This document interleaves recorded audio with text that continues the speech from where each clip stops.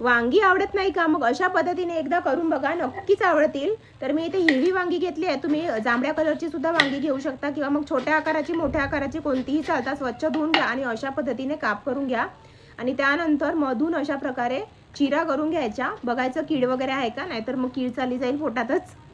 तर विनोद केला आहे बघा, अशा पद्धतीने काप करून घ्यायचे. त्यानंतर एका बाउलमध्ये हे बघा थोडं बेसन घेतलं, अगदी कमी साहित्यामध्ये आपण हे बनवणार आहेत काप.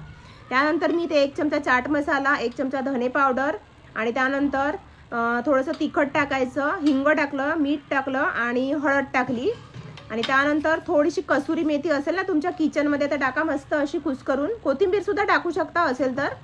त्यानंतर मी इथे घेत आहे सरसोचं तेल. आता थोडंसं पाणी टाकून हे बॅटर जे आहे ना थोडंसं एकदम घट्ट नको, एकदम पातळही नको, अशा पद्धतीने मिक्स करून घ्या. त्यानंतर पांढरे तीळ टाकलेले आहेत. हे पांढऱ्या तीळमुळे ना हे काप जेव्हा आपण शालो फ्राय करतो ना तेव्हा खूप छान दिसतात, खूप सुंदर दिसतात. तर असेल तर टाका, अन्यथा स्किप करा. एक जाड बुडाचं शालो फ्राय पॅन घेतलेलं आहे. आता आपण हे शालो फ्राय करून घेणार आहोत.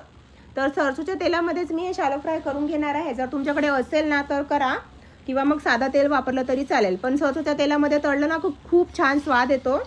आता आपण दोन्ही बाजूने मस्त असे आलटून पालटून शालो फ्राय करून घेणार आहोत हे काप.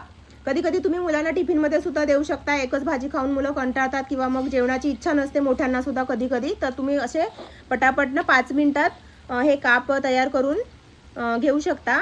तर दोन्ही बाजूने तळून घेऊ. तळायला सुद्धा खूप जास्त वेळ लागत नाही.